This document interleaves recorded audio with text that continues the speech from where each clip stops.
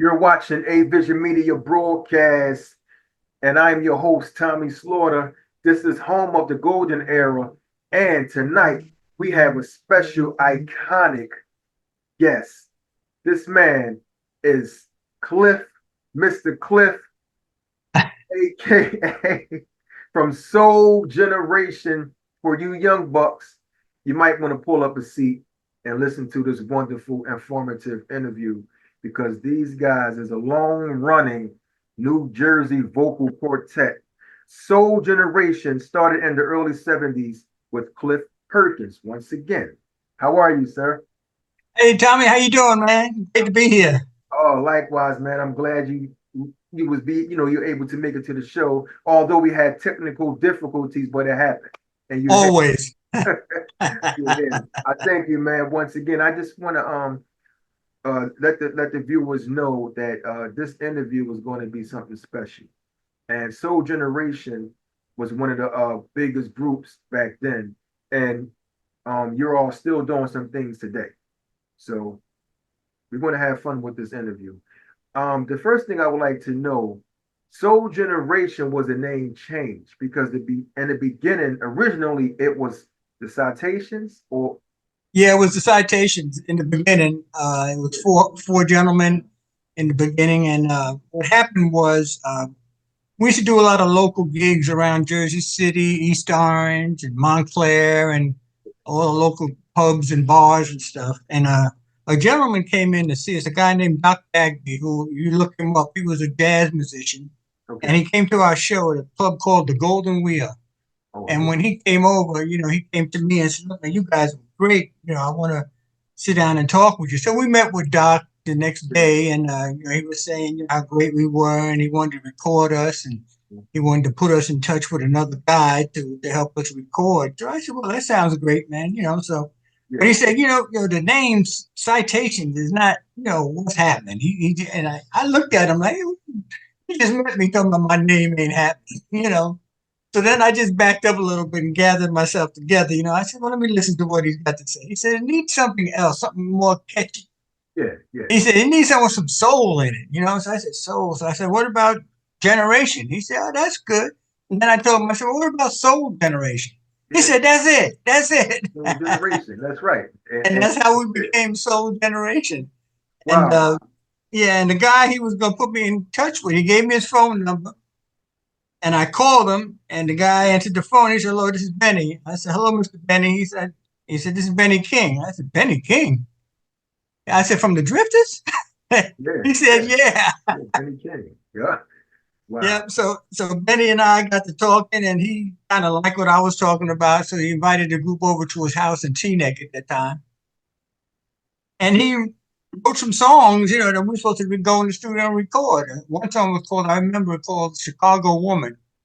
Yeah. And we were supposed to record it. We learned it and everything. So Benny called me like 2 days later. He said, "Look, man," he said, "I got to go on tour, but I'll call you when I get back." I said, "Okay." And that was the last time I talked to Benny.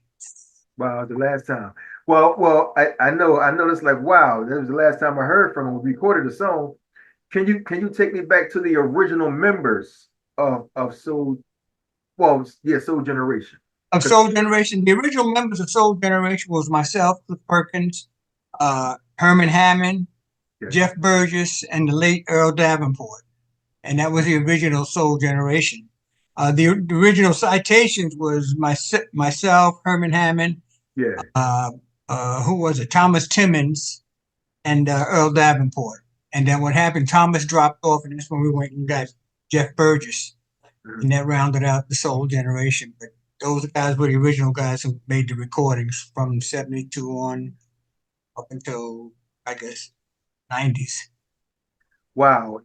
I find it amazing, when people can go back to those years because now I would like to know, can we go back to how the band got started? How did you all come together?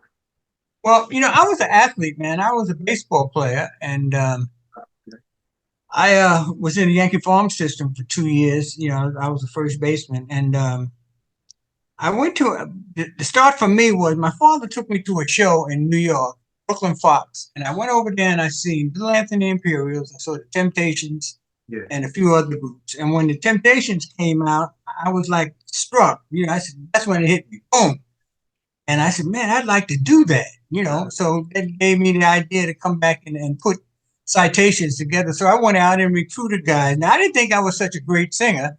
So I said, I'm going to recruit guys that can sing better than me that have been doing it, because I haven't been doing it. I've been playing baseball.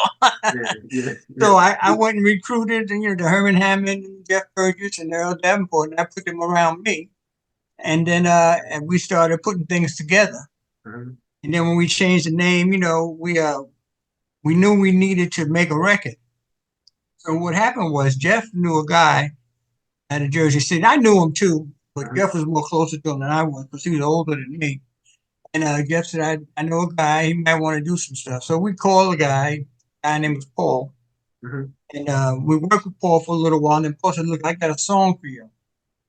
So I said, okay, well, let's see what it is, So at that time, Paul was in college, on Rutgers College in New Jersey. Yeah. So we had to go down to Rutgers in New Jersey and New Brunswick to rehearse this song. So we rehearsed the song. We had it backwards and forwards.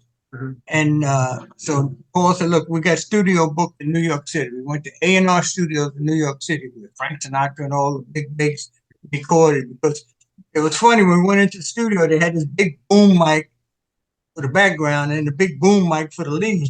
And they put me in a booth by myself, and the background were outside.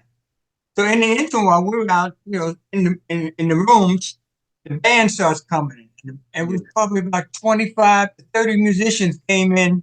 Wow. To sit down, and they flipped their tails back and put the charts up on the board and stuff. And I was in such awe. I was sitting there watching them do what they do, because they start warming up and and then they cranked my song up. And then I missed my cue to sing because I was watching them. You was paying attention to them. Yeah, I was in awe of all that stuff happening, man. And then the producer said, hey, man, he said, you gonna sing the song or what you gonna do? I said, okay, let's go again. So we wound up doing the song again, and we did it one take. And that song was our first record, which was Body and Soul. Body and Soul, yeah. Yeah, that was the first one. So now we took Body and Soul around to all the major companies, CBS and RCA and all of them. Nobody wanted the song. Yeah. They all had different reasons why it wouldn't make it, and nothing was going to happen with it. It sounded like this, it's too slow, or it's too fast, or whatever it was. So instead of being dejected, man, I said, man, well, let's do it ourselves. So we put together a label. And it was really Paul, and he had another partner named Harvey Posner. He was a battery salesman, I think. Oh yeah, at the time. But he had money. Yeah. So Paul made a deal with him to put the label together. Okay. And Harvey Posner had 52% of the company, as it was, and Paul had his 48%. So they put the record out. I didn't so went out. It started moving. It went to started going to be getting airplay at the radio stations and stuff, and we started getting hits. Mm-hmm. So we said, now's the time to go back. All the record companies that we went to the first time started calling us because we was making a little noise. Mm-hmm. So we said, man, we heck with y'all. Y'all didn't take us the first time later. Now we made a mistake. We was, we should have made the deal because they were organization, and we was trying to build the organization, Right. But we was kids, man, and we was full of and vinegar. You know what I'm saying? You know the expression. That's right. Wow. I'm guessing you all was teenagers then at that time. Yeah, we were teenagers. I mean, we were just getting out of high school and stuff, and I'm still playing baseball and all that kind of stuff. So go ahead. No, I was going to ask you, if you could do it all over again, would you have stayed in baseball? No. Okay. No, because what happened was what I was making in baseball was nothing. Back then, in the farm system, I mean, he wasn't making no money. He was traveling third class. He was staying in third class hotels, so it was an easy transition for me, because what happened was, to fast forward a little bit, when the record was out, we got a call from Queen's Booking Agency, which was owned by Miss Ruth Bowen. And she sat with us and told us, look, I got about $400,000 or $500,000 worth of work for you guys to go on the road. So I started, counting up. I'm a math guy, I count that money. Yeah. I counted that money. I said, shoot, this ain't nowhere near what I'm making playing baseball. So I left my glove on the bench. Well, you left it there, and you left out of there, huh? Left right out of there, man. No Yeah. hesitation, no nothing. Uh-huh. So to rewind a little bit, um, the record was out, and then what happened? Paul and this Harvey Posner guy had an argument. So Harvey Posner sells his half to a bunch of guys in Newark, New Jersey. They had an office on Vanderpool Street. So I'm sitting home one night, and the guy calls me up. He says, "Hey, Cliff." I said, "Yeah, who's this?" He said, "This is Bobby Ragona." I said, "Yeah, okay." He said, "We just bought your company, Wow. and we'd like to meet with you guys, to continue on with your future." I'm saying, "Well, I get on the phone and I called my cousin who was my attorney. I said, Bill, I think we got a problem." And I gave Bill the number, and Bill called them and set up an appointment to meet in his office. So they come over to the office. When they walked in the office, man, these guys were gangsters. Mhm. They were stone cold. I mean, Godfather gangsters, You man. When they said came in the gangsters, office, huh? yeah, when they came in the office, man, they had these big cigars, the shiny silk suits, and Yeah. and the whole 9 yards. So they came in and sat down, and they started offering things to us, and they were turning to Paul, who they asked, "Well, we like to keep you as a producer," and but he didn't want no parts of it, so he just kind of got up and left. Yeah. We had a few transactions in between that, but the end result was he got up and left. So I sat there, and my cousin said, "Well, what do you want to do, Cliff?" Mhm. I said, "Well, what can I do?" I said, "We got a record that's out, and we need to follow it up and do what we need to do." So Right. I said, "I'm staying. I'm going to be with these cats." And what happened was the guys brought checks, Mhm. which Paul never brought. Paul never brought no money. He Yeah. just all talk, and Yeah. producer, big time producer, and all that other stuff, but no Uh-huh. money. He, he, So, he ain't bringing no money. yeah, ain't bring no money. So these guys brought money, man, and they had checks for each one of us, with our name and put it on the table. Wow. So I looked at Bill, and Bill said, "This is what you need to do. Get with them." So we got with them and signed agreements with them. And what happened was, Body and Soul was coming up to charge. What they did, they went and got an attorney, a guy Mhm. named Joe Zinzak. Now, Joe Zinzak used to be Gladys Knight Pipp's attorney and Fifth Dimension's attorney. He was a big time attorney in the industry. So what he did, he went in and stopped all the production on Body and Soul. He stopped the And production. he stopped the production right there on Body and Soul. So he was stopping Paul Mhm. from moving on with the record. Yeah. And what they did, they shut down all the distributors and everything else. Mhm. So I guess when they called Paul or whatever the conversation was, they told him to cease and desist what he's doing, or else he's going to have a problem. So everything stopped with Paul, and then they said, "Look, let's start right back up with this, and we'll pick the record up right where it is now and continue on." So they continued on with the record, and in the process, they were asking me to do little work in the company.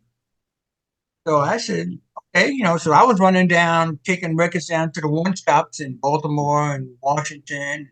They call it Waxy Maxy, and in New York, they Melbourne Distributors. Back then we had record stores, Yeah. and distributors would distribute the records to the record store, and I was taking all the money to the distributors. So one day I came back to the office, I did what I had to do. I rode down to Baltimore, Washington, came back, and they sat down with me and said, "Look, we want to make you a partner in the Mhm. record company." So I didn't really know what that meant, man. I didn't. Yeah, I am. I'm just trying to keep it going with the group. But so I said, "Okay," and we worked it out, and I became 50% partner in the record company on Body and Soul, and then every other record that came out under that label with us, I was part owner of. Well, I do know for sure that Body and Soul, after all the turn downs and people saying, no, we don't want the song, it became a huge hit. It went platinum. It went platinum, yeah, yeah. How did those record labels and those A&Rs tell, how were they then knowing that their record went platinum? Well, a lot of guys, we used to go to a lot of the parties, the A&R parties from different labels and stuff, and I would see a lot of the guys from the record company, and they said, "Man, He said, we didn't know you was there, and we didn't know y'all came over with it. That was a big mistake, and they should have signed you guys and, Right. and That's get, right. got the record out because it was making noise. I mean, Body and Soul was kicking butt, and, Right. That's right. So they knew they made a mistake. It was trying to be whatever they were trying to be at the time. So Mhm. so they kind of learned the lesson. So I had to laugh. I had to laugh and smirk. I felt pretty good. They were coming to me saying, we made a mistake and this and that. Right. That's right. Um, so it was pretty cool. But we knew that we had to get another record. The record was coming up the charts. I mean, had some numbers and Mhm. doing real good with it. But we knew we had to record another record. Now we didn't have another producer. So what we had to do, we had to find a producer. So we went to New Right. York City and we went to a few guys. The guy who produced, I forget his name, he produced Time, So Much in Love, and he was producing them at the time. And we met with Okay. him, and he said, I like y'all, I like to get with y'all, let's do it, but I can't get to you for 6 months. So we said, we're not going to put our career on hold for 6 months, Yeah. Yeah. waiting for him. Mhm. So we left his office and then we started looking around and we met with a guy. Somebody called and said, you need to meet with this guy. This guy's name is Stan Vincent. Mhm. Now, Stan Vincent is the one who wrote Ooh Child for the Five Stair Steps. Okay. Okay. So we met with Stan. Stan liked everything with us and everything. So we made a deal with Stan. And that's when we went in to record our first album. And the second single was If I Had $1,000,000 that we had That's right. written. That's right. Jeff Burgess really had wrote the song, and that was our second release. Was If I Had $1,000,000, and back then we weren't releasing albums; we were releasing singles. I probably released about 9 singles. Yeah. Now, singles. How do you all find an inspiration to write songs? Well, I never even thought I looked at myself as a writer. Yeah, I mean, I ain't even look at myself as a singer, to be honest with you. Now we're talking about writing and producing. Yeah. But Yeah. what happened was, it was funny. The first song I wrote was on the album. It's called "In Your Way." And it was an experience that I experienced with a female, and I just wrote down what we went through. Mhm. And when I put all the stuff down, I took it to Stan, and I said, Stan, this is what I got, and I got a little melody here. So Stan listened to it. So Stan said, well, let's put some music to it. So we put some music to it. Boom, I had a song. And what they did, we recorded the song for the album, Mhm. but they released it as a single on me. Oh, you okay? Yeah, because it came out. In Your Way came out on me, and Wait So Long, another song we wrote. Wait So Long came out on the flip side, and both of them were on Cliff Perkins. And Wow. but it was on the Soul Generation album. So Uh-huh. Yeah. you know, Yep. $1,000,000. That was one. That was a nice hit. And were there any doubts about Stan Vincent joining the group and if he could make another hit like Body and Soul? no, because we were going on what he did with Five Stair Steps. Utah is a big record. Okay. So and he played a lot of things that he did with the Five Stair Steps, and he played some other stuff that he did with other groups and stuff. So Mhm. and we really didn't have time to be really scouting around, looking around, and all that kind of stuff. We needed another record, like right away Yeah. to have in the pocket. So and Wow. that's why we sat down with him and did it. And we didn't sign a long term contract with Stan. I think it was a 6 month on, Okay. 6 month option. If we wanted to the option. So that's what we did, and we felt comfortable with that because we weren't getting tied in just to him. Yeah. Because so much was happening in Philadelphia. That's where I really wanted to be. I wanted to be in Philly International, Yeah. That's you right. know, to do some of that stuff like Howard the Blue Notes and Blue Magic was out there and all of that. Yeah. And so when $1,000,000 Body and Soul finished up, we got all kinds of awards and stuff on Body and Soul, and we worked. I mean, we just worked everywhere. We were working constantly. We went on tours with Teddy Powell Production. He was a big promoter back then. Showstoppers was a big promotion company back then. And then QVC, Queen's Booking Agency, just grabbed us and just kept us busy. We were working north, south, east, west, hitting no hesitation and just dropping one bag off and picking up another one. That's right. That's right. When you earlier you spoke about Earl Davenport or Davenport, yeah. Earl Davenport. The group experienced the loss, with the untimely death of Earl. Did you all take a break from music at the time, or did your group proceed to work? No, when Earl died, Earl was gone when he died. He had left the group. Oh, you already You know, left. yeah, he had left the group. There was a time period where he was gone, and in between that time, I had got another gentleman, a guy named Mike Murphy, came in, and Earl, but his untimely death, was big because we were talking about possibly getting back together, but off and on, but he wanted to do other things. He became an electrician. He wanted to be an electrician, so while he was with Soul Generation, he was practicing to be an electrician. So it was a lot of conflict there. Him being able to leave his job to go do shows and stuff, and some of the times we had to cancel shows or not take shows because he was working his job and everything. Yeah. And the same thing with Jeff Burgess. Jeff Burgess was working a job. He was working in public service.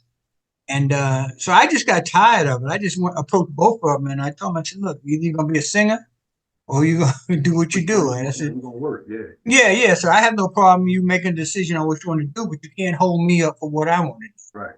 That's right. So Jeff decided he left his job, and Earl, he was trying to hold on, but he couldn't hold on. It was just too much pressure for him to hold on. I remember we had a date in Detroit, and we all left. And Earl said, "I'll catch you guys on Friday. I'll take a flight out on Friday." Yeah. Okay, so Earl, we're at the gig. Earl hadn't gotten there yet, and like when you're in your dressing room, through the microphone, the guys announcing Soul Generation up next. Now, Yeah. Earl wasn't nowhere in sight. Wow. And then all of a sudden he come running up the stairs, and he came up the stairs. He said, "Whoa, what we wearing?" And he brought the wrong uniform. Wow. It was a mess. We had to piecemeal the uniform to hit the stage. I mean, we did well, on stage, but it wasn't what we wanted. We were just, So it worked out. So what color did he have? Like, what was the color you're supposed to wear, and why was his off? We were supposed to wear these red suits. Well, his was up because we were supposed to wear these red suits with these brand new shirts we had made, and he didn't bring the shirt. Mm-hmm. So now we had to hit the stage with those suits on with no shirt, and so that really turned me off. I mean, I was really through, man. I don't even know how I did that show, man. I was annoyed. He was annoyed. Yeah, I was really annoyed. You all been in the industry since the 70s. So we're talking a long, like years and years. What were some of the negative things you've all experienced while being musicians in the music industry? Well, most of the negative came within the group. I mean, guys missing rehearsal and Okay, yeah. that kind of thing, and always making excuses why they couldn't be there, and those were the negative things. And with me, I was always a go-getter. I'm still the same way. I did everything for I did the choreography, I booked shows, I went to the radio stations, I did all of that. And then for the guys, some of the guys they say, "Oh, I can't make it," for some crazy old reason because they were chasing women and all that kind of stuff. It just really got on my nerves. I mean, I just believe that once you commit to something, you either finish with it or you just leave. Just go. Just leave. Why are you hanging on? Why are you trying to hang on? You can't hang on with me. You got to be in it or out of it. Wow, you're right. Was there ever a time where the label asked you to just go solo because the group was lacking in a lot of different areas? Well, once I recorded the song, they started talking to me right then. When they heard the song and they came to the studio and heard it, they said, "Oh, sure, you don't need them guys." Yeah. But I was like kind of those were my guys. So I wasn't just going to jump up and leave. We had one record out. We were working the second record. And then all of a sudden I'm going to leave the group, so, we were starting to build a name. It was stressful though. It was stressful trying to get them together. Yeah, it was. It was aggravating. It took its toll on me, because I was like, man, this is crazy. But I said, I have to do something. I have to confront them and say what I need to say. And after I said what I had to say, like Jeff, he left his job. Earl eventually left the group, so we replaced him, and that was it. It wasn't like the guys were so great that they couldn't be replaced. All of us were replaceable. Yeah, You know? everybody replaceable. Yeah. So it didn't matter. And back then, they were singing all over the place. I mean, guys looking for stuff to do. It took me every bit of 5 minutes to find a replacement. Oh yeah. That was fast. Yeah, because they ready. Back then they was ready. They ready, man. They ready. And here we had a name. We're coming off a name. So, I mean, anybody could come into that is happy, you know. But I went through a few changes within the group. And I'll never forget our last change is when Herman and Jeff left the group. Jeff was sick. And Herman, I don't know what his deal was, but I've always loved the sound of a woman being, the voice of a woman being in the group. So I always loved the Fifth Dimension. They had 2 girls and 3 guys. I always loved that sound. I was about that 4-part harmony sound and the major 7 chords and all that kind of stuff. So I said, if I ever get a chance to put a girl in the group, that's what I'm going to do. Wow. So when Jeff and Herman left, I grabbed 2 girls. I grabbed girls from behind me. We had background singers, and one was Veda LaRue, and I grabbed her and moved her up front. Wow. Okay. And everybody was saying, "Man, how you going to explain that? Now you got girls in the group, and everybody's used to seeing guys." I said, "Well, they're going to have to get used to seeing girls. It's my choice." That's right. That's right. You know, so I'm going to do what I think is best for me to bring music to the people, and so it worked out great. I started out, I had 3 girls with me. So it was 4 of us. It was 3 women and 1 guy, me. Mm-hmm. Wow, so it worked out, basically. And it worked out. It worked out. And then what happened was the other 2 girls, they got boyfriends. You know what happens. You get boyfriends and all that kind of stuff. So they left, and it was just myself and Peter. And so I brought in another guy, a guy named Donald Taylor, brought him into the group. And it was just the 3 of us. Then my daughter was looking to sing, so I brought her into Crystal. And she stayed a while, and then she wanted to do some solo stuff. So now it's really just the 3 of us. It's myself, Donald Taylor, and Veda, who was, at the time when she came in the group, she wasn't my wife. But now she's my wife. Wow, okay. Okay, that's Yeah. great. That's great. So it's the 3 of us, man, and everything is working out fine. I mean, we have a good act. It's a polished act. We dance, we sing, and she can really sing. I mean, she can really go. And you're always getting booked for shows, right? We work a lot, man. I'm just coming in from Canada. Tomorrow I go to New York. I'm in Harlem, New York, at a place that's sold out. I just got the flyer. They sent me the flyer that the show is sold out. Wow, that's wonderful. That's what you want. Yeah, man. So I got a lot of stuff on the books. Valentine's Day we're working, and in between that we got Baltimore, we got Washington. We've been to South Africa. We got a big show in December. It was a bunch of acts, Gerald Alston's Manhattans, just a bunch of people, Jeffrey Osborne up there in the Poconos. And we just come out of Atlantic City. We just played Atlantic City. So I've been busy. I at this point now in my life, I take what I want to take. Yeah. It's not about the need anymore. It's not about the greed anymore. I'm just having fun. That's right. Because I did very well with the record company and the record. So I'm okay. Well, that's wonderful. Who actually booked the shows? Do they call you guys directly or they go through your company? No, they call me direct. Being in the business so long, you get to know everybody and you get to meet everybody. And now it's not like there's a lot of promoters out there. There's really not a lot. A lot of people are just people who want to have shows. Yeah. So you might work with them this time and never see them again. Yeah. Unlike with back then when I started, promoters were here. They'd take you on a tour. You come off the tour, then they call you back again, go on another tour. We had all that kind of camaraderie back then.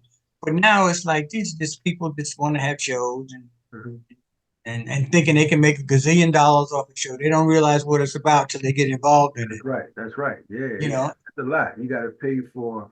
First of all, you got to get the lawyer fees. You got to pay for the building fees. You got to pay for this, pay for that. You have to rent the venue. It's so much.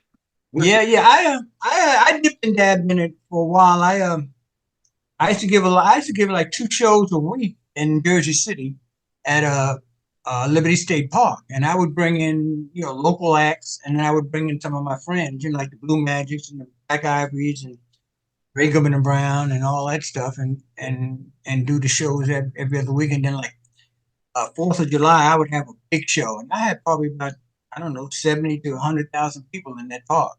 Wow. and then I branched off into college. I went into NJCU college, and I gave probably about 10 shows there, and I had all the top names. Harold Melvin, the Blue Note, I had Billy Paul, Riggerman Brown, the Manhattans, let's say Harold Melvin, the Blue Notes, Soul Generation. I had them all. Wow, wow. But I knew how to do it. I've always been. I used to tell a lot of promoters, I said, man, you can't, you deal with some guys and they count on the door to pay the artist. And I tell them, you can't do that, man. You can have a show, you got to have the money up front. Yeah, the money got to be up front. You're right about that. Because what if it don't sell? Then you done came all the way down there for nothing. Yeah, exactly. So I said, and when you work with me, you don't get a chance to beat me because I want 50% up front and 50% when I come in the door. If you don't have it at the door, I'm going home. Right, that's right. and you get to keep the money, right? And I get to keep the money, that's for sure. So it was a free date for me. I didn't have to work. This is one thing that I would like to know. A rider sheet. When someone is booking you for a show, what exactly do you ask for? I don't ask for much, man. I'm thinking we don't ask for rose petals thrown at our feet and all that kind of crazy stuff. Okay. Just get me a meal. I'll tell you what I want to eat. You got to get me travel, in terms of when we get to the gig, you got to limo me to the gig and back to the hotel. You got to get me a hotel. And that's basically it for me. I don't need all the other stuff with the exception of if we're doing a band date, then they got to get the back line, which means the instruments and everything for my musicians. If it's a track date, they just got to have a sound system, with a and able to play my CDs, a CD player. Right. And that's it. But I don't ask for all that crazy stuff, different kind of mints in the room and air freshener and flowers. And all that. There was one show we had here in Philly. It was at the Met on Broad Street. Mm-hmm. So it was a rapper. He comes down, he's kind of big, he's a big rapper. So he asks, he gave us the rider sheet. Now the sheet was filled from top to bottom. And the last thing he asked for was 30 bottles of Hennessy. Now, the person went out and brought the Hennessy, and he only sipped on one bottle and left everything in. They was left with all the stuff he asked. It's just like a waste of time. It is, man. It's really a waste, and you're not going to get that much from the smaller artists, just the artists who think they are so big that they want all this crazy stuff. I hear a lot of stuff, with different artists, and they want, I think, Mariah Carey, like rose petals thrown at the floor, or some old crazy mess, man. I got to have a dozen roses, and some of them like a certain kind of air fresheners in the room. Can't have the air conditioner on, and it's only got to be at room temperature. Yeah, like it's too much, man. Come on. Man, it's too much. That's why you don't have no promoters. They can't afford to do that. Sometimes the rider is more than what they're paying them. It's just crazy. It is. Yeah, it's crazy. And I'm not knocking nobody. They do what you can get away with, and that's what they do, and they get away with it. Mm-hmm. I don't get into all of that stuff, man. I just make sure I got a room. I ain't gonna stay in the rinky-dink hotel.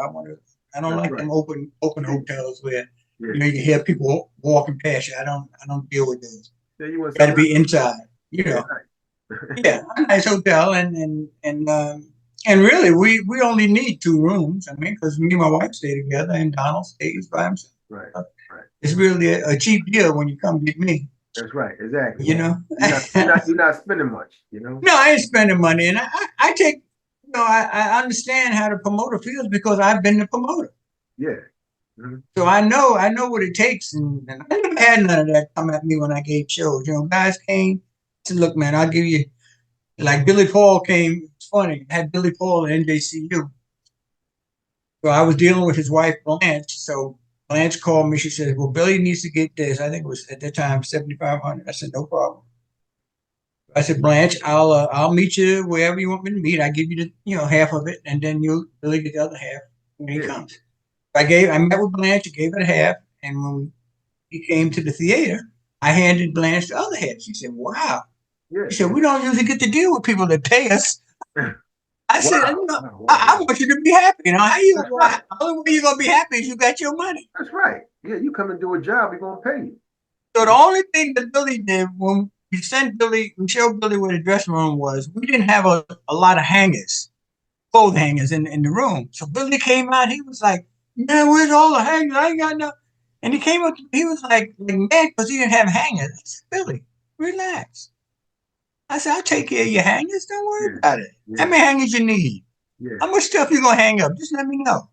You know, yeah, and I apologize. I said, that's my fault for not having it before you got there, but I can get it. It ain't like you ain't yeah, gonna have yeah, it. yeah. I can get it. You know. I said, and I told him, I said, you know what, though, Billy? I said, if I don't get you a hanger, I gave you your money.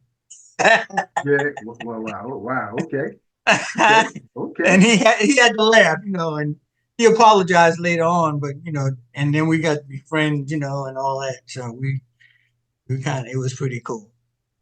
Wow. Are there any sacrifices you've made pursuing a career in music, and do you regret choosing a career in music? Sacrifices. Well, the main sacrifice in music is leaving your family. Right. Always on the road. I was always on the road, you know, and when you got kids, you know, kids still need their father and their mother around to do different things. And a lot of times I couldn't do certain things because I wasn't here. Mhm. But that was probably the biggest sacrifice. I mean, you know, I took a chance with baseball. I don't know what I would have been. I mean, that's all speculation, Yeah, you know, and I was taking a better, I thought I had a better shot yeah. with music than I would have with baseball. Mhm. You know, so that's why it was easy for me to leave baseball. But I think the biggest thing is leaving your family, going on the road. And now it's great because my wife is with me. Mhm. So she travels with me and we go through the bumps and bruises. And there's really no bumps, really, because I make sure we don't have no bumps. Yeah, I don't deal with bumps and bruises. You know, the guys got to deal straight up with me. And I deal straight up with them. They tell me what they want. If I can do it, I'll do it. If I can't, I'll tell them, you know, I ain't going to do it that way, you know. So yeah. Mhm. everything is pretty smooth, you know. So and they get paid. I pay my wife like she's an artist. I don't get into, oh baby, you my wife. I ain't got Yeah, the money for you. I don't get it's into all of business. that. It's It's because business, yeah. And she gets paid when Donald gets paid, and a lot of times they're paid before they even do a show, you know, because I have the same mentality as a promoter. I have the money already to pay them. Mhm. See what I'm saying? So I know what I got to pay them, and I know and everything. So that's why I can give it to them ahead of time, and they're happy, and you know, a happy singer is a paid singer. That's what That's I right. always That's say. right. You take care of your people. It's almost like this. If you renting, if I own units, someone renting from me, I want to keep them happy so they can stay longer. So they need things like done a roof, just something like something leaking or plumbing. Mm-hmm. I'm gonna be there. I'm, Yeah, I'm gonna give them what they want because I want to keep them happy. I want them to stay there. So basically, it's like that, you know, synopsis. If you want to say that, but keep them happy, man. The more to, at the end of the day, you want to get that artist again. yeah, exactly, and you know, you got everybody happy. Nobody's got their lips poked out because you didn't pay them. I mean, you know, Yeah, that's never happened. I mean, since they've been, my wife has been with me 10 years now, or my wife has been with me 15 years. Donald's been with me 10 years, and they have never missed a paycheck. wonderful. You know, always got paid. And if I had a problem, which I haven't, you know, with a promoter, they still gonna get paid. And Yeah. what I do, which is a little different than most people, maybe I shouldn't tell everybody, but like when I do dates, before I do the date, if I get a deposit Yeah. and the gig gets canceled, I still pay them So, because I've tied up their time. oh wow. So if you give a date to an artist and you said it was canceled, the artist still get paid? Artist still gets half of that money, whatever Oh, he half. contracted to do. Not all, but half. Not all, because that's all he's going to have. He's only going to have half or whatever you agree accept. I don't accept nothing less than half. So that half gets split up amongst the group. So okay, and even if let's just say if he just couldn't make it, he just said, "Look, I'm tired. I'm not gonna be able to make it." They Who still says that? like you saying, okay, let's just say someone from like you guys, someone I book you, I book Soul Generation. Okay. I'm the promoter. Okay. I'm booking you guys. Now, I'm giving you, how can I put it? I'm giving you half up front, right? Yeah. You call and say, "Yeah, Tommy, I don't feel like doing the show today, man. I just don't want to do it." And you really don't come back. Do you still keep my money? No, I got to send you money.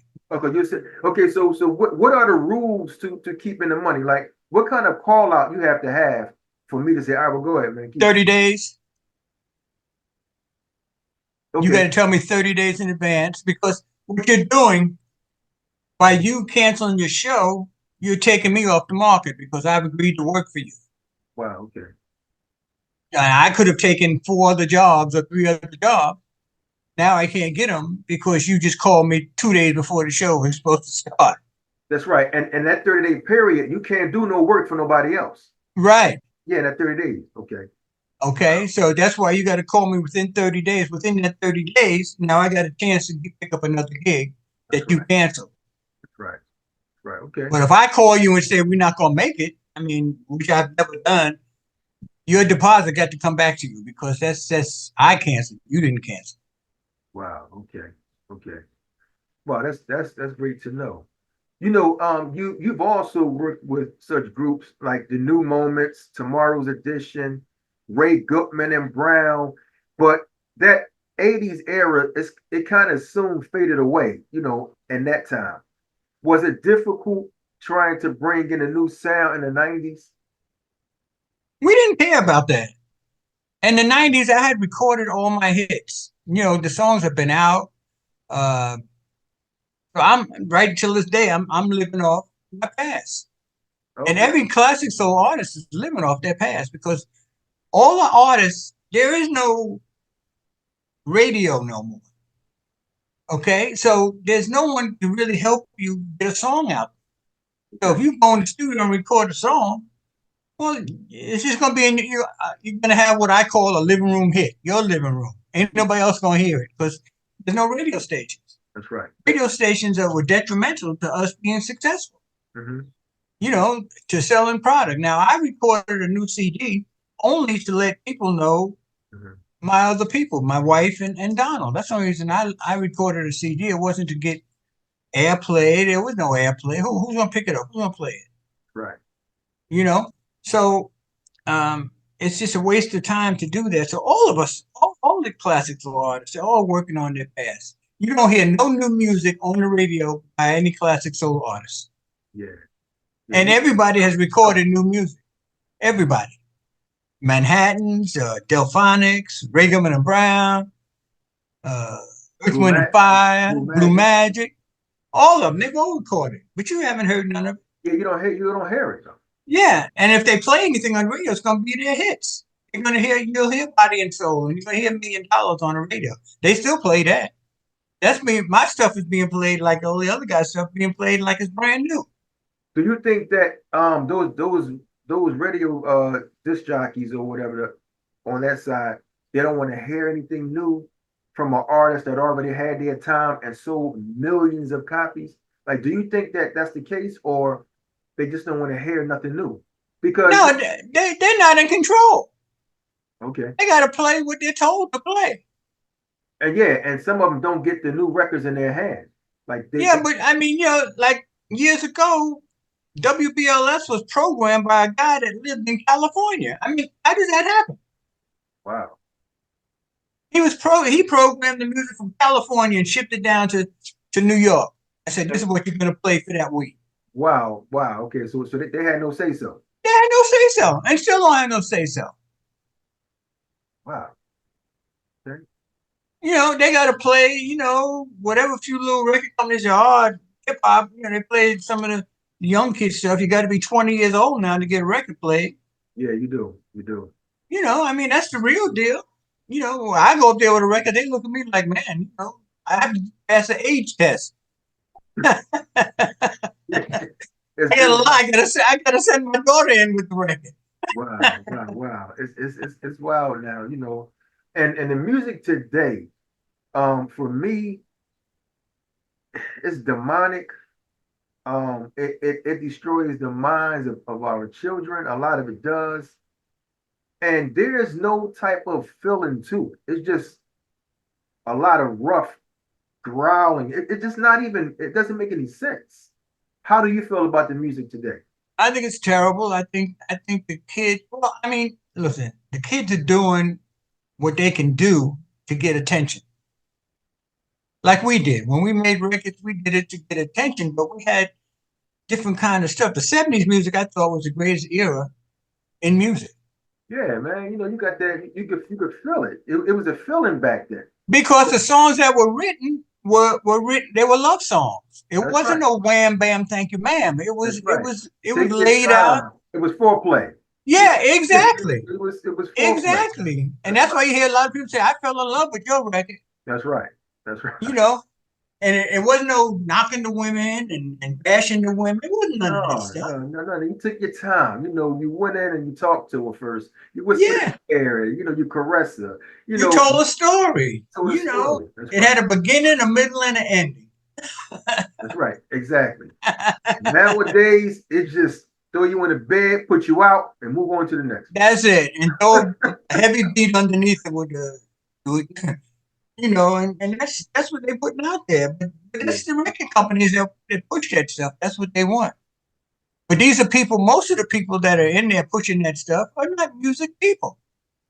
They're not. They're They're not not. music people. They just there with a job and they just, that's why all the records coming out sound the same moan and groan and That's right. whine and riff. Most of the riffs are not even on the piano. That's right. That's right. You That's know. right. Yeah, see, in my era, see, I'm a '76 baby, you know, but Mm-hmm. I listened to like coming up, you know, Sugar Hill Gang, Houdini, you know, people like Public Enemy, the Fat Boys, the Cold Crush, Rakim. None of those rappers sound the same. They all sound different. Yeah. Yeah. Beats different, and you know who was who. You know who's on this record, that record. Nowadays, you don't know who was saying what. They all Yeah. sound the same. Well, it's the same thing in the '70s, man. There could be 10 records released, 10 tenor records. Me, Eddie Kendricks, Billy Brown, Russell Tompkins, Yeah. Will Hart. When we released records, you could tell who it was. That's right. Who it was? That's right. None of us sounded alike, and we still don't sound alike. That's right. You know, but we're all preaching the same stuff within our lyric content. Mm-hmm. You know, a beginning, a middle, and an ending. A love story. That's how it go. And that's how it went, you know. Sugar Hill Gang. I mean, I was signed with Sugar Hill Records when Sugar Hill Gang was there, and Oh, yeah. Okay. and you know their rap was a little different than the rap of today. I mean, some of the stuff I just can't keep up with, man. Yeah, Yeah, you can't. You really can't. It's like, you know, it's you gotta have. I was told the world understands its own. yeah, And the world knows, and they congratulate each other. But when hmm you do the opposite of that, your heirs can't. I guess they can't hear what they can hear because you're different. You know, yeah, yeah. I cannot understand that at all. I just can't. I can't listen to it. Come on, I got to turn it off, man. I Yeah, can't. I mean, it's like, oh no, what is that? You know? yeah. Since you mentioned like back in the day, the '70s, how things were, even a style of clothing. If you could bring back a fashion trend, what would it be and why? A fashion trend. Well, you know, the '70s stuff was nice, man. You know, Yeah, the maxi coat and I love bell bottoms. your bell bottom, yeah, yeah. We wore the bell bottoms. I wasn't too hip on. I wore the platform shoes, but I wasn't too hip about them. I could take that platform off because I stepped off the curb and cracked my ankle. We ain't trying to wear them during shoes. Yeah, But the maxi coat. I mean, we have a picture now. You go on Facebook or wherever it is, and it shows a picture of us, original group in the maxi coat. Matter of fact, when we did the picture, we shot the picture in New York for the album, and who was it? Bert. He did Superfly, the producer of Superfly. He contacted us, oh, he did. wanted us to be in the movie Wow. Okay. before it was the movie. Now, what happened was when they called us, we had a date to go to London to open up for the Temptations at in London, in London. Okay. And you know, it was money. We was getting paid to do that. Superfly was a thought. Yeah. So we passed on it to go to London. I'm sorry we did, but that's just the way it was. You know, I was chasing money. I wasn't chasing dreams. Well, I was chasing dreams, but not like that. You know, I had something that I didn't know I could do or whatever. Yeah. But when he seen the picture, he said we fit right into that genre with Superfly. I don't know if you've seen the photo. I have to send it to you. Yeah, send it to me. I'll check it out. Yeah. But yeah, man, he said, you know, I want you guys in the movie. You know, bit parts or whatever, you know, with Ron O'Neal, and it just never happened because we never came back. And when we came back, it was too late. They were shooting. Wow. They were in effect already. So wow. But, yeah, so the 70s styles was pretty cool for me. I like the 70s, you know, and bell bottoms and bell bottoms, and then they have like the butterfly collar. The butterfly collar. Yeah. Nowadays, some of that stuff is still out, but the way how they did it, they put a twist to it, but it's still out there. Well, everything goes full circle, man. Yeah. Everything. It comes back, you know, like some of the stuff they win, you know, it comes in and because they got nowhere else to go. That's right. It comes back. You know, it just, I mean, even with a song, you can only do but so much in a song. Yeah. You got to stay within the confines of the song. You just can't go off the piano. That's right. You know, and a lot of these singers go off the piano, and I just talking about hitting bad notes. Wow. You got to come back and get back on the piano. You got to come back, you know. Wow, you know, this is something. I'm gonna put a twist to something real quick, and I'm gonna ask you a question. Okay. What's the last thing you did for the first time? Wow.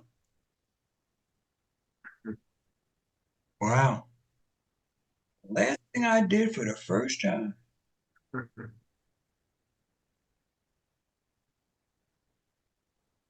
I don't know. Bought a Mercedes Benz. You know. Oh, hey, that's cool. Okay. So that was the last thing. The last thing you did was buy a Mercedes Benz. But well, that's cool. That's cool. That was great.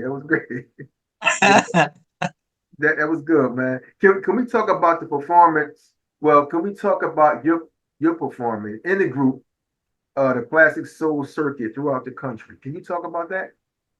Yeah, we got a chance. I mean, we were just fortunate, man. I mean, you know, we just a young group, boom, having hit records. It was kind of wild for us because we wanted it, but we didn't expect it. Okay. But when we did get it, like all the groups that I used to watch when I was a kid on television or hear on the radio, now I'm on the stage with them. Right. I'm opening up for, you know, like with Teddy Powell. Teddy Powell was a great promoter, and he would take, I don't know, our first tour with Teddy Powell was Soul Generation, Al Green, Al Melvin, the Blue Notes, who else? Laura Lee, and Barry White. Okay. That was our first tour. Now, what Teddy would do, Teddy would take, and the OJs, that's what I was trying to think, the OJs. Okay. So Teddy would, let's say we're going into Baltimore. He would find out who's the hottest group in Baltimore, and they would close the show. So we went to Baltimore, and he used to call me Youngblood. He said, Youngblood, he said, y'all gonna close the show in Baltimore. So I looked at him like he was crazy. I said, Mr. Powell, I said, we can't do that. He said, why not? I said, we only had one record out. Oh, wow. That's right. Well, all we had out was Body and Soul. I mean, it was hot as pine pepper, but that's all we had out. At that time. At that time. Yeah. You know, so I couldn't hit the stage and sing Body and Soul for 45 minutes. Just by speaking on that, can you give me the reason why when you all came back, when Soul Generation came back together, you released the album called Body and Soul. I'm sorry. Beyond Body and Soul. Beyond Body and Soul. Mm-hmm. So were you guys like kind of piggybacking off of Body and Soul, or what was the reason to come up with Beyond Body and Soul? The album came out after Body and Soul.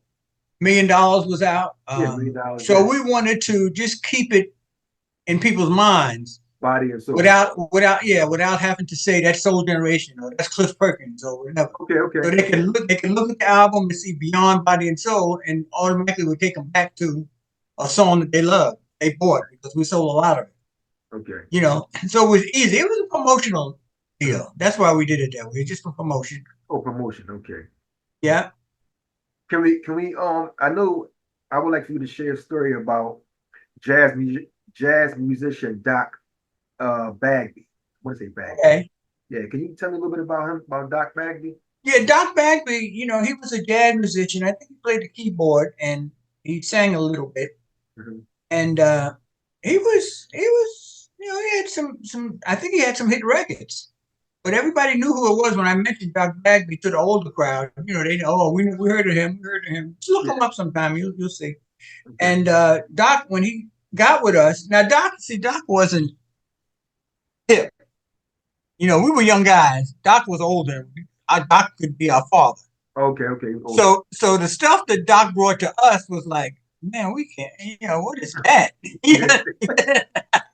It was like it was outdated. You know? Yeah, it was outdated, really outdated. Because they brought a song called, now this must have been a song that he wanted to record himself and didn't get a chance to. Yeah. So he gonna give it to us. And it was a song called BYOBB, which means bring your own brown bag. Okay. Okay, that's what they used to say back in the day when bring your you go own to a party, you bring your own brown bag, you know? Okay. That's what it's from. So when he played the song, it was like we looked at each other like, man, oh man.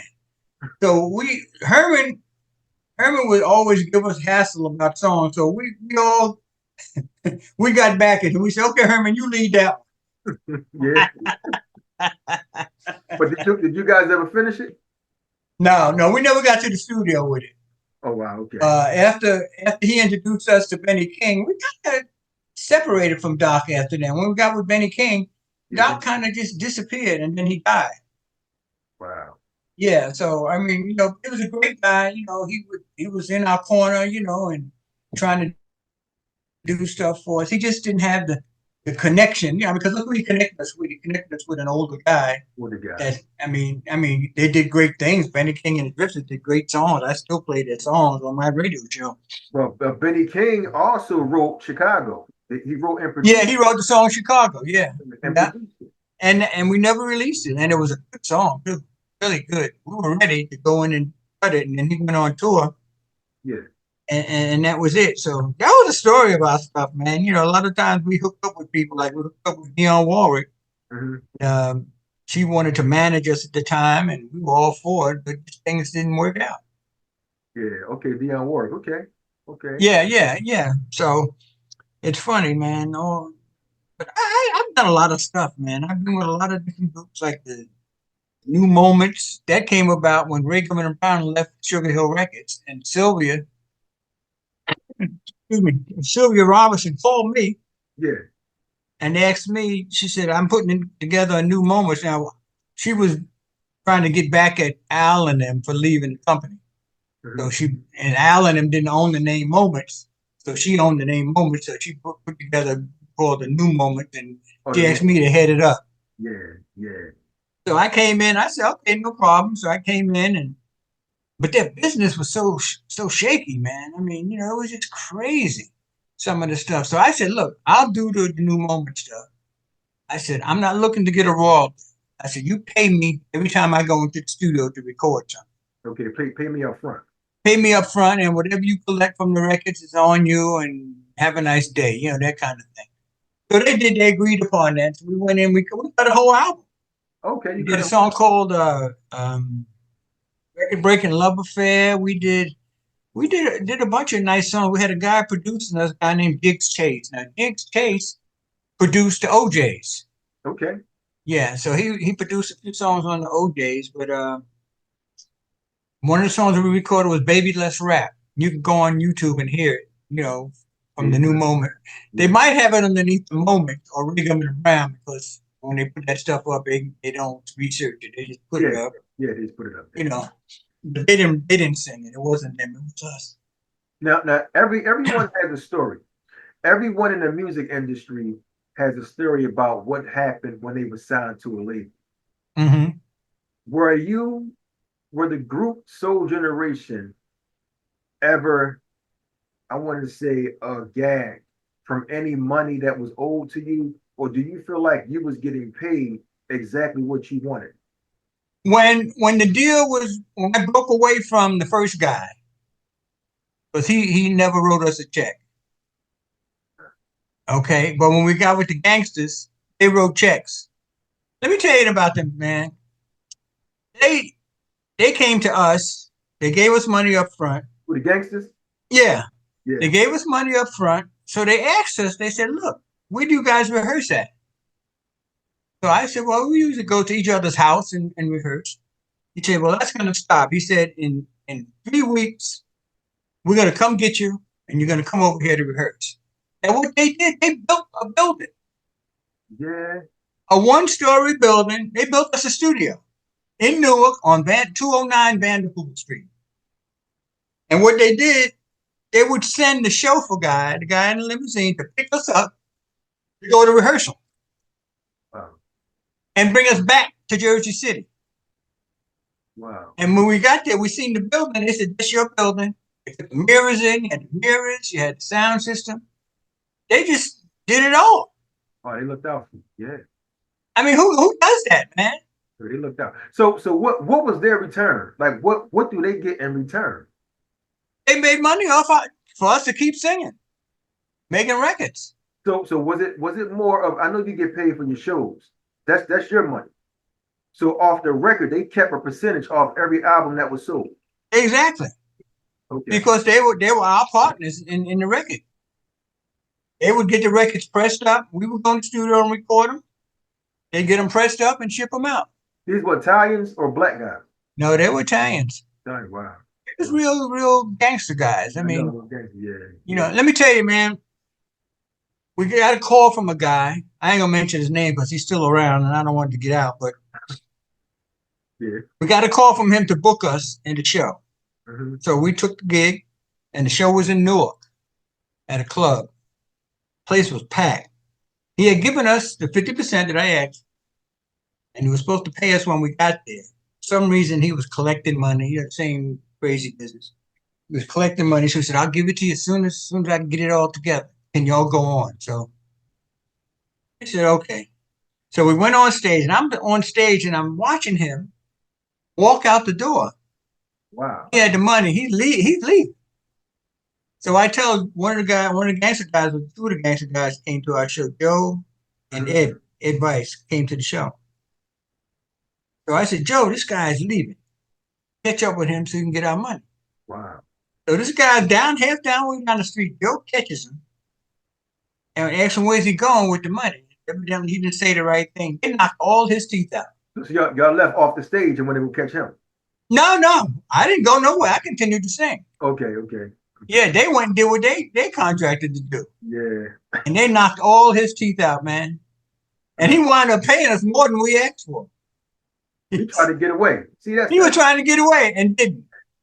And he didn't know who he was dealing with. I see him now sometimes. He runs from me. He said, "Man, I can't deal with you." Oh, yeah? Yeah. I don't know why people do that, man. Just be honest and pay up, you know? Man, it's just stupidity, man. You know, because they get away with it sometimes. So when they get away with it, you don't know when not That's to do right. it. We're not to do it. You know, and we brand new, so. Yeah, well, y'all got the money back. I mean, y'all got paid, so that's. Oh, yeah, we got paid. Wow. What's something new you've learned about yourself during a journey in music? Something new, the change in music. I've learned, from the 70s to 2024, it's a different thing. And with this streaming and all that, you have to learn that all over again. Yeah. It's not like the record business, with streaming and, people doing streaming, they ain't getting no money. They getting all these hits, making no money. I mean, I heard some old crazy story. He got 10,000 hits and only made $50. No. Snoop Dogg was saying he sold 3 million streams and they gave him a check for $35,000. Yeah, that's crazy. It's a big difference, ain't it? Was it 3 or 10? It was something like that. It was big. It was a big. It don't matter. It don't matter. $35,000 is not even close. No, nope. Wow. And he only got it because of who he was. That's right. That's right. Because his people that he know these guys. Yeah. And a young artist or a new artist ain't gonna get that. Because they ain't gonna pay him. That's right. They're not gonna pay them. No. They ain't gonna pay him. Because they know he's gonna make a fuss. He's got the platform to make a fuss and all that kind of stuff. So right. Wow. But man, I've been having fun, man. I've been like with the New Moments. I was with Brigham and Brown. I went out with them. I went out with Tomorrow's Edition. I went out with the Main Ingredient. Okay. They called me. Tony called me when Tony got sick. Tony Sylvester. He said, "Look, man, I got some dates, and I need somebody to fill in for me." He said, "Will you do it?" I said, "Yeah, I'll help you out." So I went out with them, with me, Luther, and this other guy named Carlton. So we went out and did shows. We did all the jails in New York City and Baltimore and Washington. Yeah. And then when that tour was up, I got with Blue Magic. I went out as the lead singer for Blue Magic. Wow. Okay. Yeah, so I toured with them for a little while, and then I just said, let me come back and get back to my soul generation. But I get calls to do, a lot of stuff from different artists. And so I've been out there and they know who I am. They know they don't have to practice me. They know I can come in and cut it. That's right. You come in. And I see your work speaks for itself. I see the plaques all on your wall back there. Oh, yeah. I see This is just one area, man. I don't have room in here to put all the stuff. A lot of stuff down in the basement in boxes, and but these are things that are kind of near and dear to my heart. So we put them up. That's part of doing what I do. Exactly. That's all your accomplishments, man. Yeah. And what the biggest accomplishment for me was when I hit Jet Magazine. That's the biggest one? Wow, okay. That's the biggest one for me. When I seen our record go to 7, and then I seen it go to 2 in Jet Magazine, and I was like on cloud 9. And the only reason we didn't go to number 1 is because of the Staple Singers. They had a song called "I'll Take You There." Oh yeah. They stayed at number 1 for the longest, and then we gradually started coming down the list. But that was pretty cool for me.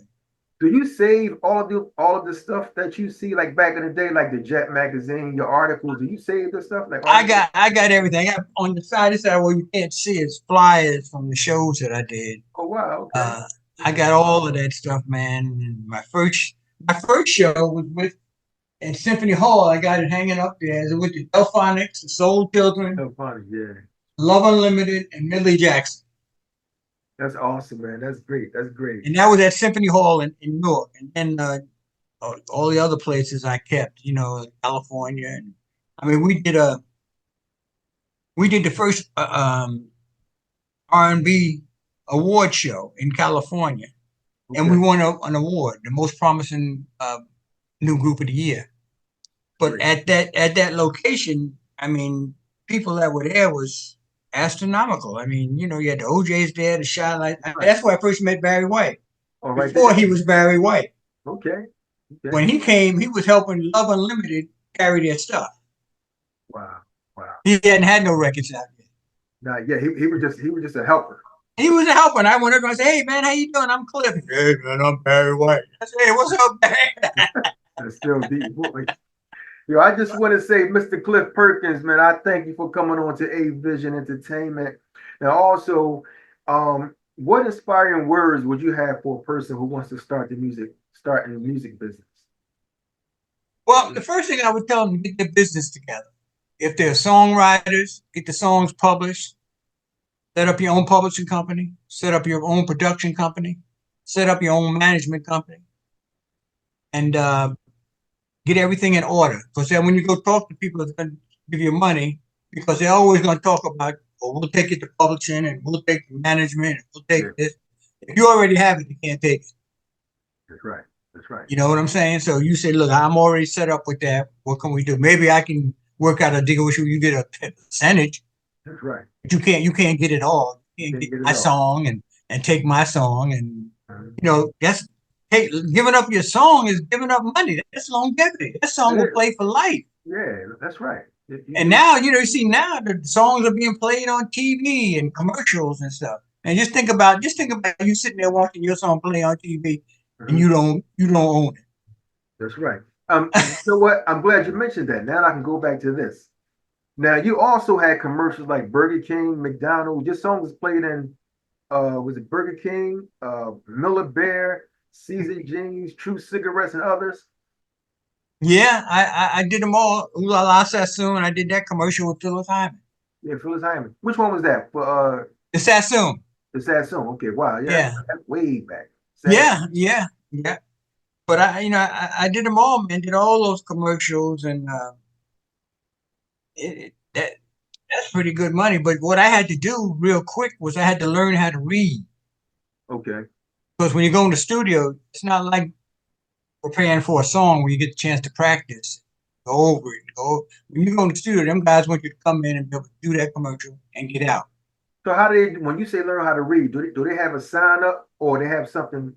No, it's a chart. You have to read the charts and where to sing, where your parts go, and the lead parts and all that. You got to read that stuff and get on at it. Wow. Okay. Even when you do talking parts, I mean, you got to nail it. I've done commercials where I got some talking commercials I did. Yeah. And when you walk in, they give you a piece of paper with what you need to say. Yeah. And if you stutter, you out. Oh, they fire you? You gone. Next. Oh, wow. Yeah. Next. Now you done travel a long way over there, to do the commercial. Now you going home. Wow. You know, that's amazing. It's amazing. Yeah, that's what happens, man. And they have a list of people coming in. They got probably 7 people sitting in the bench and all applying for that same commercial. Oh, wow. Okay. So you They didn't just call Cliff and expect Cliff to do it, and they were going to give me all these different chances to say it right. I got to nail it. When they give me the sheet, they say, all right, take 5 minutes so you can read it and look at the punctuations and where you stop and go and add your little breathy parts and this and that. Yeah. Boom. And in 5 minutes, they're back in there. Okay, let's go. In and out. In and out. In and out. And if I get to a part where I say, Jack and Jill went up the hill, gone. Wow. Get out. No second chance. You out of there. Next. Mr. Perkins, I thank you, man. Once again, I do. This was fun. I told them this was going to be very informative. I thank you for this interview, man. I really do. Is there anything you would like to say to your fans before we get out of here? Yeah, just I thank them, for supporting me after all these years. I mean, I started in 1972. This is 2024, and they're still supporting me. I mean, the concert for tomorrow is sold out. I mean, so they're still supporting me. They're still in my corner. They buy my CDs. They buy everything I sell at the shows. And so really, I'd like to thank them, because without them, I mean, we'd be done. We'd be done. That's right. Gone. I mean, gone. I mean, if you ain't selling records, you ain't staying. Ain't nobody keeping you. Next. Right. Next. Get him out of here. Well, I want to thank you, man, for that once again.